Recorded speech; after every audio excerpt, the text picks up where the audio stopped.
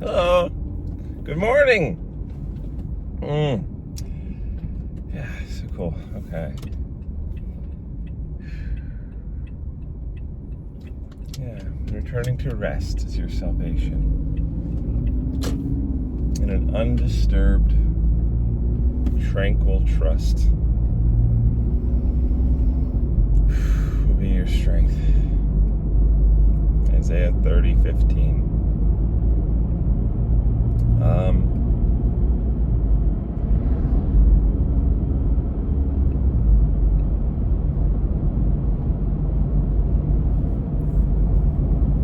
Yeah, we were talking yesterday about, connecting with what's going on in your heart and maintaining that connection while you speak.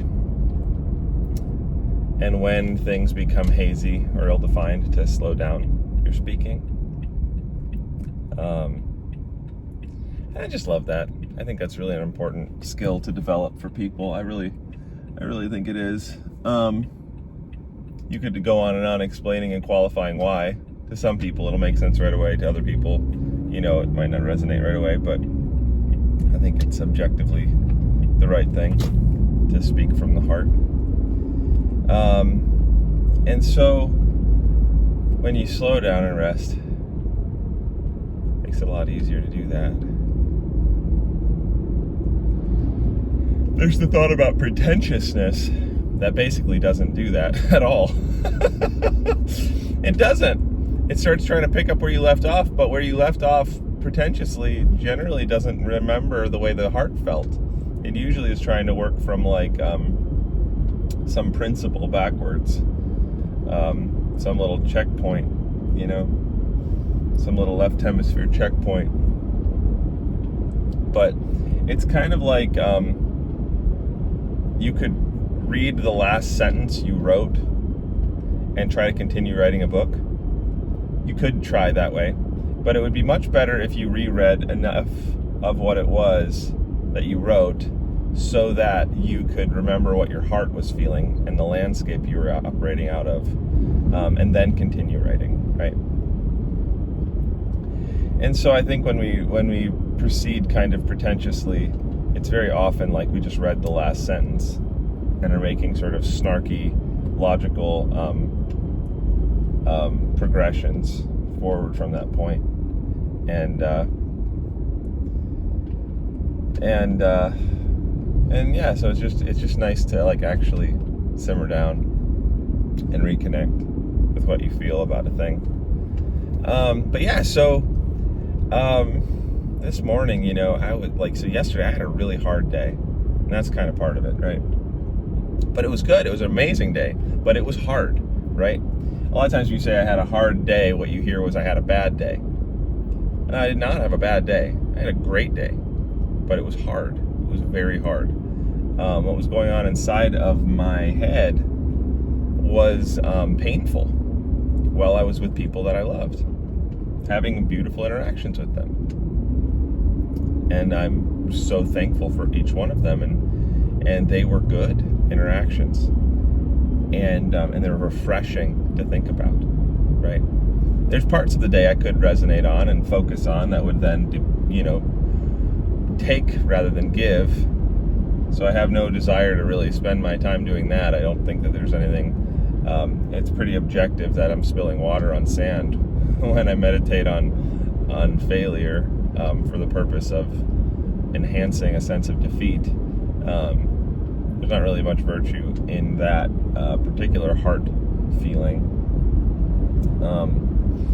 But it was just a great day, but I had a hard day, and it all started from something that was immensely, like hilariously, infinitesimally small, incredibly small, something that had no weight behind it at all, that caused me to get really triggered and to spiral, which I think is an amazing opportunity, right, to stop before any other plot develops that could convolute, to stop and to go, okay, I feel like this is about a lot of things, but in reality, it's not about those things. it couldn't be, because there was not enough. I am being pretentious right now in a very deep, saturated way.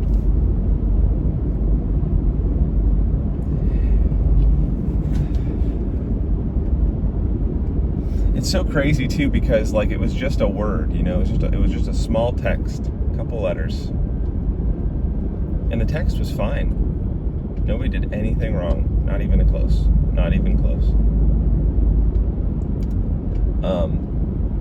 But what happened was that my heart's ability to create associations, which has been a gift in a lot of environments, like it's been really like a superpower sometimes. Well, that same superpower of associating went right ahead, and it took something that somebody said right out of context and applied it inside of an imaginary, pretentious world, and began reacting to that world.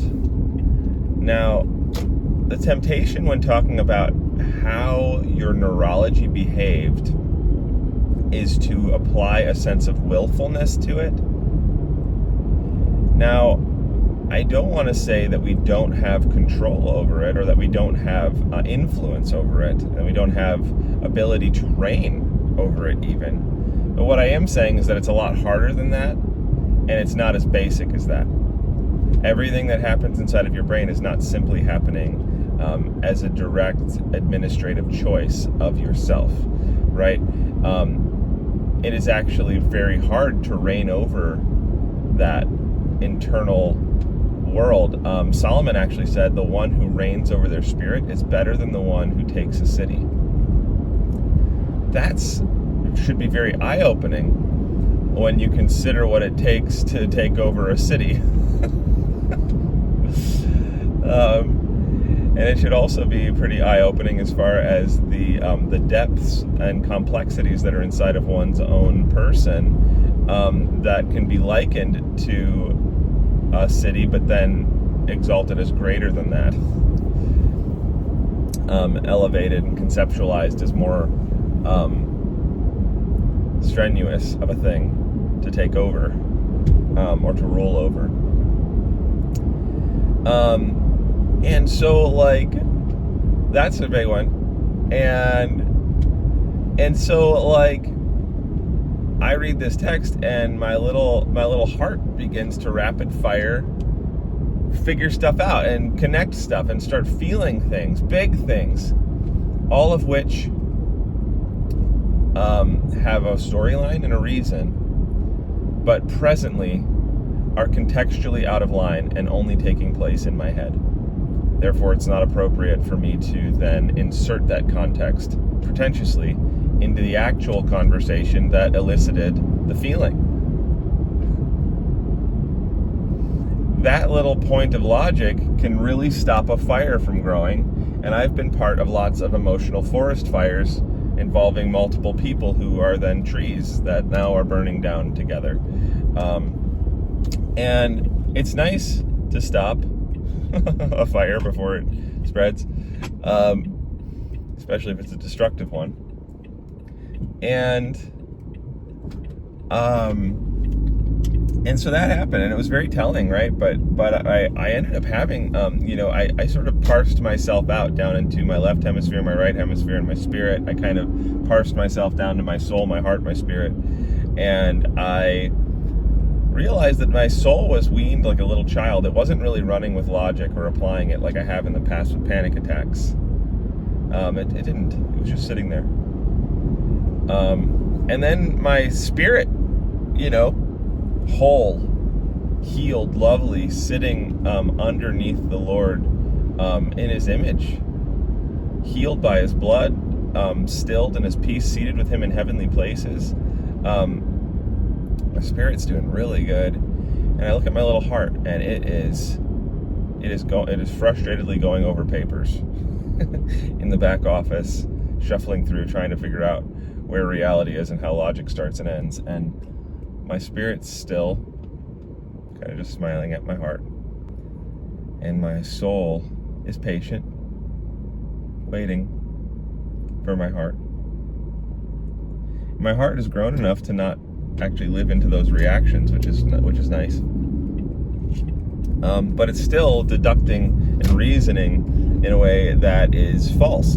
And so for me, it's been a really big deal to actually humble my heart to the point where it can realize that it might be wrong about everything.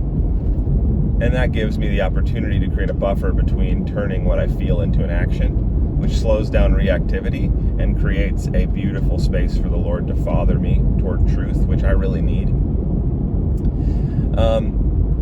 And that kind of comes to this point here, which is basically that Jesus saves us from hell. And well, we've kind of understood that as Christians, we have this amazing ability, especially as Christians, but just as people, to talk all about the second and third when we didn't understand the first. It's really funny. Kyle used to say all the time that you can't say Jesus is wise without saying Jesus is smart. I think there's something there about there's whatever, but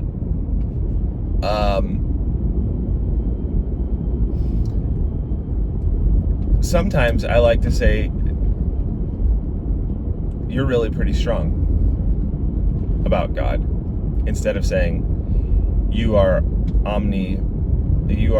what's the word for powerful? All powerful. You're almighty. Omnipowerful.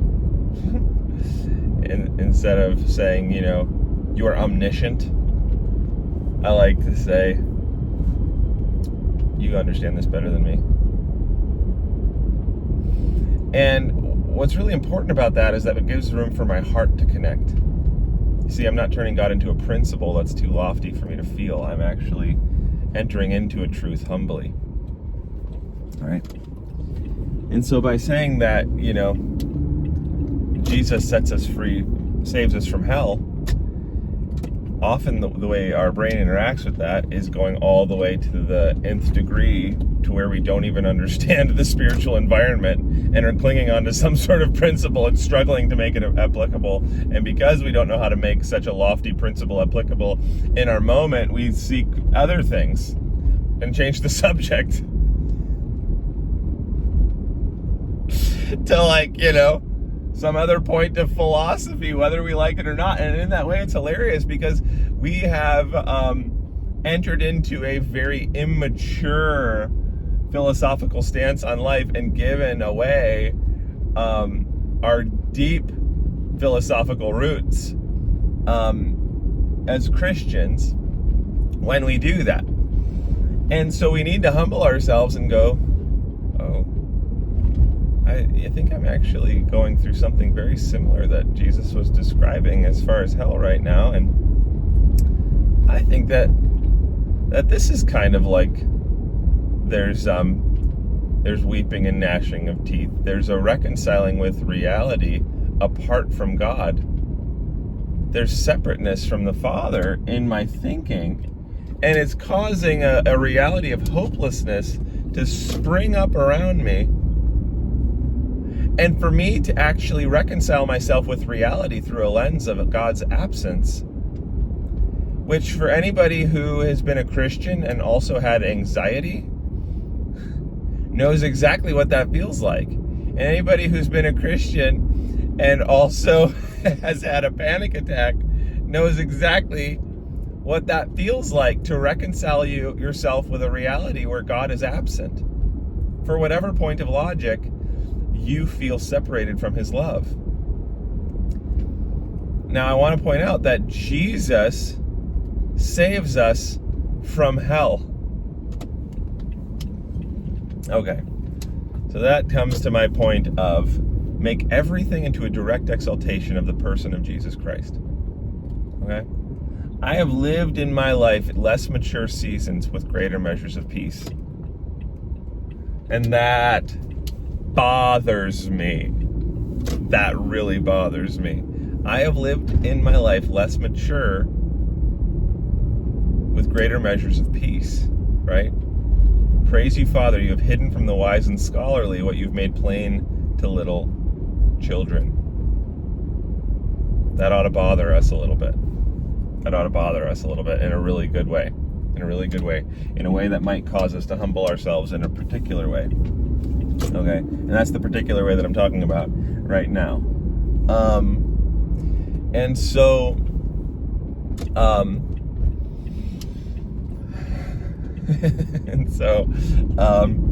what happened to me yesterday was I began to reconcile myself with a reality where the ways of Jesus and what he was like and who he was, my Melchizedek, my righteous king, my good king, who reigns over all as Lord of my life, who I've made Lord of my life, who I now reconcile my expectations of what's to come based off of his lordship, not off of my lordship or anything else.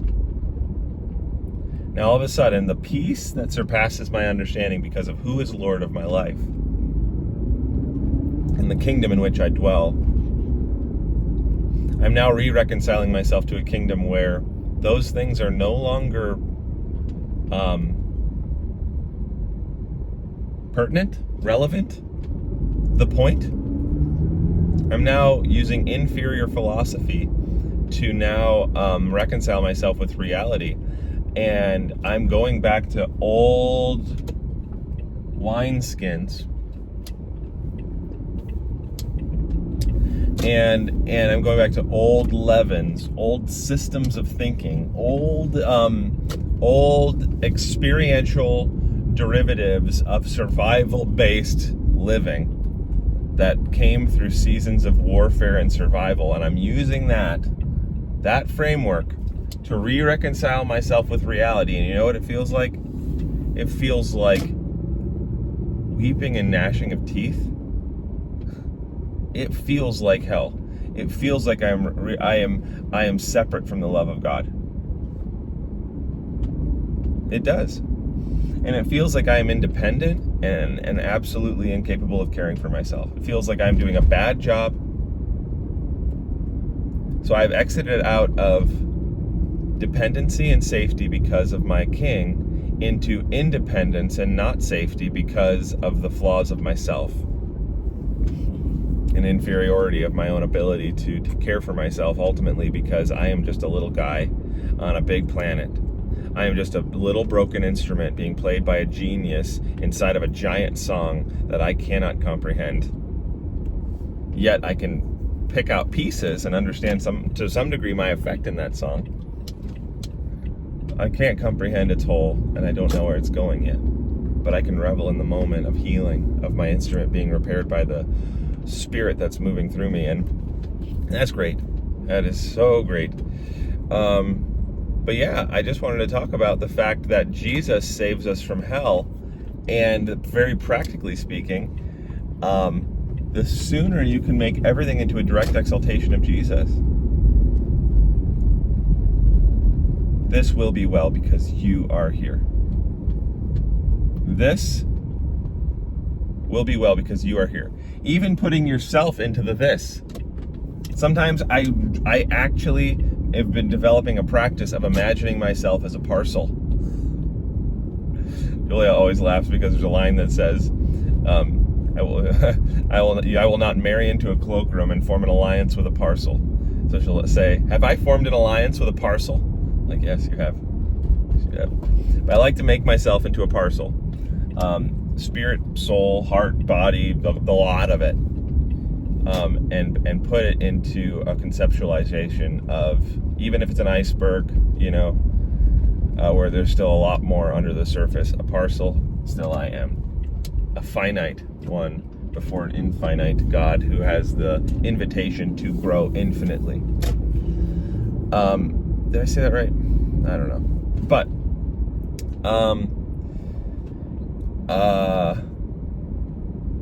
and I imagine myself as a parcel, and then that goes into the fact of, it will be well, he is here. So even my own internal storm, right? You're rescuing me. I put myself back under his lordship, even as a broken man. and all the stuff that I have under his lordship, even as a broken kingdom. And now, because of the lordship issue is corrected, now anxiety is corrected. Now the hell of the soul is corrected. But what that correction looks like is the beginning a flow of water, right? And so a lot of times when there's an anxiety attack, there's a lot of momentum as far as storyline. And it can be really, really, really, really hard. I've literally, in the middle of a panic attack, given myself a nosebleed, stopping. And that was back, when it was flowing straight out of my chaotic heart through my unyieldy, wieldy soul, out of my lips that are loosed like the rudder of a ship that are causing forest fires, Wow, man, that's so real.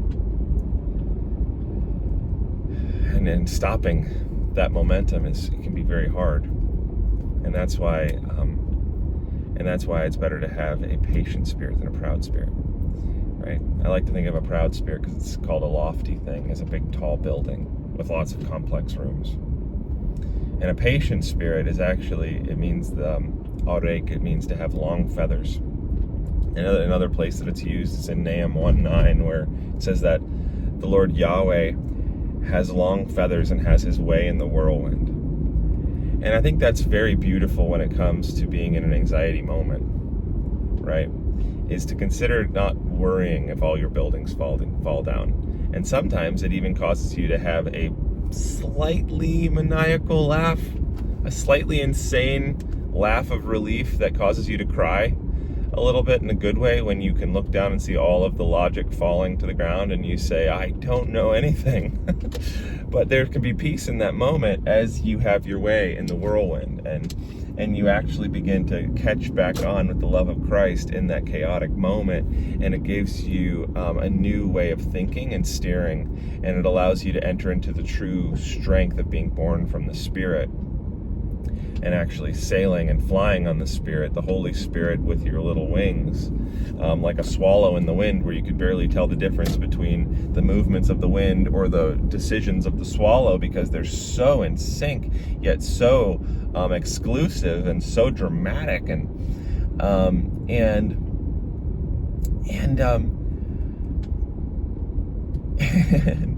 it corrects something and heals something, and it corrects something as far as the orientation of flow inside of your soul, where now the rushing waters aren't moving toward hopelessness. The rushing waters are moving toward hope, and that all of that hope is being drawn by Christ, not propelled by your own little kicking, dog paddling feet, but instead it's because the cavitation of the infinite glory of Jesus, the preeminent one, is now pulling you in like gravity, drawing you home into hope as his lordship begins to correct every compass toward proper north,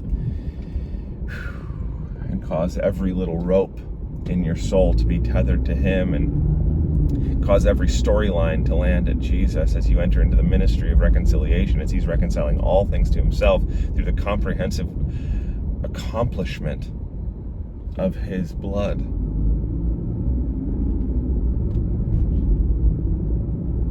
And it's there where we can begin to enter into the reality of the word all. You are reconciling all things unto yourself. All things are from him, and all things are to him. Without him, nothing that was made was made. Though the afflictions of the righteous are many, the Lord delivers them from them all. He works all things together for the good of those who love him and are called according to his purpose. And it's there where we get to have the most inexorably powerful childlike faith, with a weaned soul and an expectant heart. And it's basically, the point is that Jesus saves us from hell. And the faster you can make everything into a direct exaltation of Jesus Christ in the middle of an anxiety moment is very similar to battening down the hatches, or anchoring your tikva hope cord back to your Sur Yahshua, your salvation rock, in Psalm 62, 5 and 6 in the Hebrew. It's like you're tying your hopes onto your rock of salvation, and it's like you're running around your ship in a storm, and all of a sudden the storm stops because Jesus is exalted in the center of it. And all the anxious waves are breaking against his shores of peace, and he is absorbing the chaotic energy into his endless depths. Jesus saves us from hell.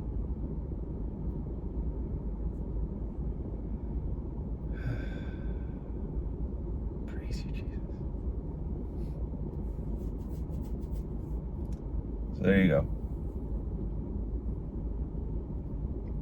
Don't say God loves me before you say God is nice to me. Don't say God is all-knowing before you say you're smarter than me. And don't say I am saved from hell for eternity while living in hell right now. Jesus saves us from hell. Amen. Really good news, huh? That's good news. Holy praise you, Jesus. You are worthy of all praise and glory and attention and honor. Worthy, worthy, worthy, worthy. Worthy, worthy is the Lamb. Whew. That's a good way to start a Sunday morning, huh? Okay, stop it. Jesus saves us from hell. Bye.